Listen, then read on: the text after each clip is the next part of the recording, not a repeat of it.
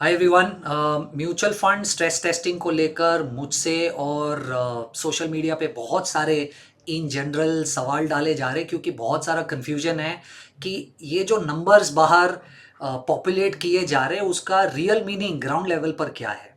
तो मैंने सोचा एक बड़ा 5 मिनट का इजी क्विक वीडियो बना देता हूँ जिससे आपको ये समझेगा कि मेरे हिसाब से एज एन इन्वेस्टर आपको अपने पोर्टफोलियो में या as a mutual fund distributor आपको अपने सिलेक्शन क्राइटेरिया में स्ट्रेस टेस्टिंग के रिजल्ट्स की वजह से कोई भी चेंज लाने की ज़रूरत नहीं है।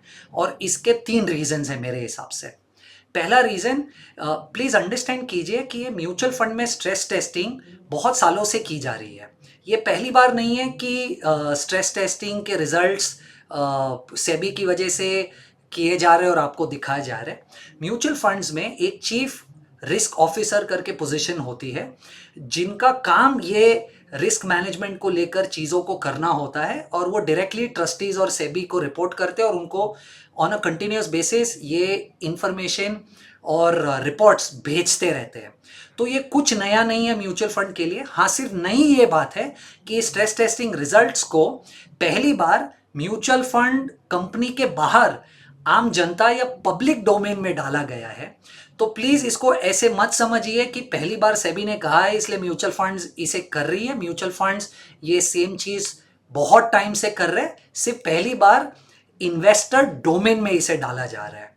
दूसरी बात, मुझे ऐसा लग रहा है कि इन पैरामीटर्स के बेसिस पर जिस पर स्ट्रेस टेस्टिंग हो रही है ये इतने ज्यादा कंजर्वेटिव है कि प्रॉबली इसका प्रैक्टिकल रेलेवेंस बहुत ही ज्यादा कम है। और मैं आपको समझाता हूं क्यों।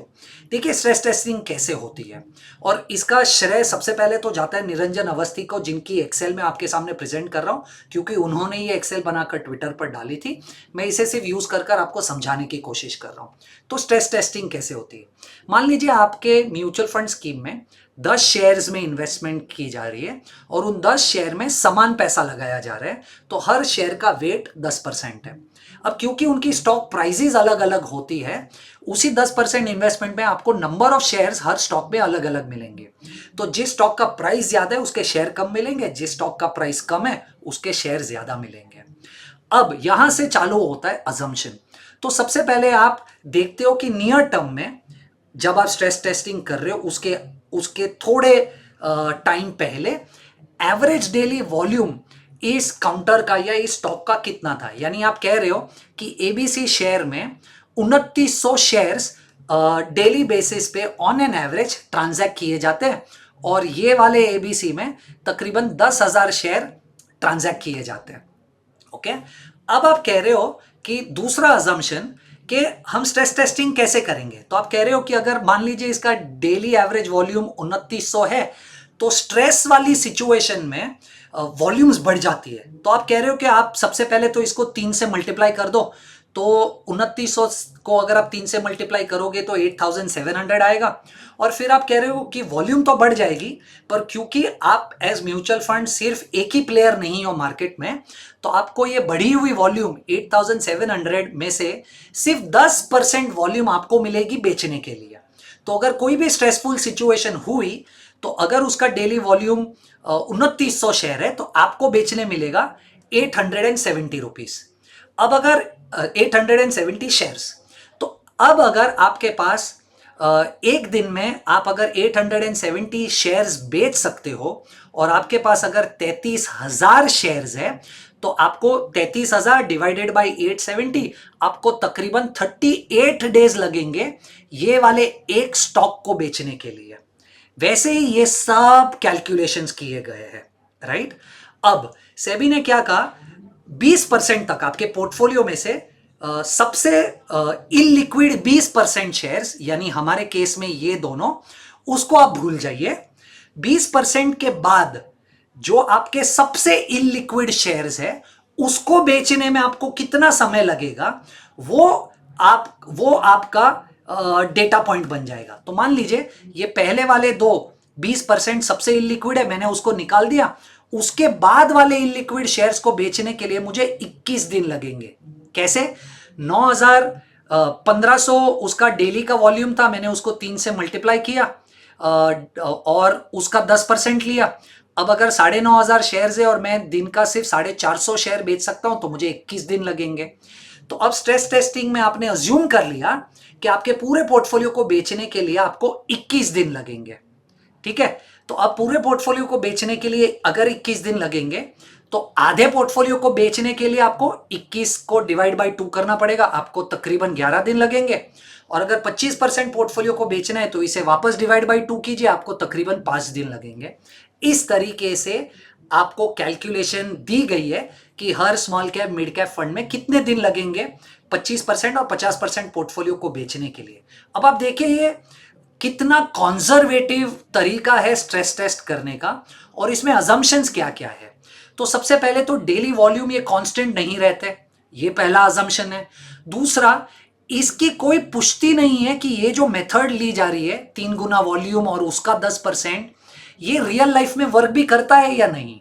पर सबसे ज्यादा अजम्पटिव डेटा पॉइंट ये है कि आपको प्रो रेटा बेसिस पे सेल करना है। अब देखिए प्रो रेटा बेसिस क्या होता है, मैं आपको समझाता हूं।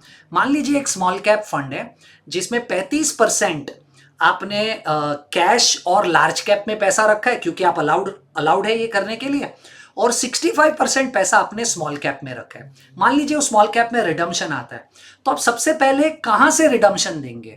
आप सबसे पहले रिडम्पशन देंगे कैश में से, उसके बाद आप लार्ज कैप्स को बेचेंगे, और उसके बाद भी अगर रिडम्पशन और ज्यादा परसिस्ट करेंगे तब आप स्मॉल कैप जाकर बेचेंगे। यही सही तरीका है इंपैक्ट कॉस्ट को रिड्यूस करने के लिए फंड पे। पर यह कैलकुलेशन कैसे किया जा रहा है? कैलकुलेशन किया जा रहा है कि आपकी जो सबसे ऊपर के 20% छोड़ने के बाद सबसे जो इलिक्विड शेयर्स है, अगर उसे आप पहले बेचेंगे तो कितना समय लगेगा। ये मेरे हिसाब से इम्प्रैक्टिकल है या बहुत ज्यादा कंजर्वेटिव है, क्योंकि मैं तो सबसे पहले लिक्विड शेयर्स को बेचूंगा, कैश से पैसा दूंगा, मैं इस शेयर को कभी नहीं बेचूंगा जो इतना ज्यादा इलिक्विड है। पर यह कैलकुलेशन की जा रही है कि अगर आप 20% के बाद वाले सबसे इलिक्विड शेयर्स को बेचोगे तब आपको कितना समय लगेगा। तो मुझे ये लग रहा है कि ये बहुत ही ज्यादा कंजर्वेटिव डेटा पॉइंट है, जिसकी वजह से ये जो आपको कोई फंड्स 1 दिन दिखा रहा है, कोई फंड 60 दिन दिखा रहा है, उसको उतना टू द पॉइंट लेने की शायद आवश्यकता नहीं है। और तीसरा बहुत ही इंपॉर्टेंट पॉइंट, मान लीजिए 2 फंड्स है, एक स्मॉल कैप फंड है जो बहुत ही ट्रू टू लेबल है थियोरेटिकली, जिसका पूरा 100% पैसा स्मॉल कैप में है, और एक फंड है जिसका 65% स्मॉल कैप में है और 35% लार्ज कैप और कैश में है, क्योंकि उनको अलाउड है ये करना। अब जिस फंड का 35% लार्ज और कैश में पड़ा हुआ है, वो फंड का स्ट्रेस या वो फंड की लिक्विडिटी डेफिनेटली अच्छी होगी उस फंड से जिसमें 100% लिक्विड में पैसा पड़ा हुआ है। तो अब आप कैसे डिसाइड करेंगे कि मुझे इस वाले फंड में पैसा डालना है जिसका 35% लार्ज और कैश में है क्योंकि उसकी लिक्विडिटी ज्यादा है, या मुझे इस वाले फंड में पैसा डालना है जिसका 100% पैसा स्मॉल कैप में है, ट्रू टू लेबल है, और वो असली में एक स्मॉल कैप फंड है। तो कहने की बात यह है यहां पर कि इस डेटा पॉइंट को आप इंडिविजुअली देखकर कोई भी जजमेंट मत लीजिए, और इसकी वजह से आपको शायद इस फंड में निवेश करना है या इस फंड में नहीं बने रहना है, इसको आप जज नहीं कर पाओगे जस्ट बिकॉज किसी फंड का 30 दिन और किसी फंड का 60 दिन आया है। तो प्लीज इस डेटा पॉइंट को लेकर आप फंड में इन्वेस्ट करना या फंड से बाहर निकलने की डिसीजन मत ले। ये एक अच्छा डेटा पॉइंट है जिससे शायद मार्केट में किसी एक समय पे आपको कुछ अच्छी इंसाइट्स मिल सकती है, पर मुझे नहीं लगता ये अकेला डेटा पॉइंट आपको किसी भी डायरेक्शन में लेके जा सकता है इन टर्म्स ऑफ खरीदना चाहिए, बेचना चाहिए, रखना चाहिए या निकाल देना चाहिए। आई होप ये वीडियो आपके काम आया होगा। शेयर कीजिए आपके फ्रेंड्स के साथ जिनको आपको लगे कि ये वीडियो से हेल्प होगी। Thank you so much.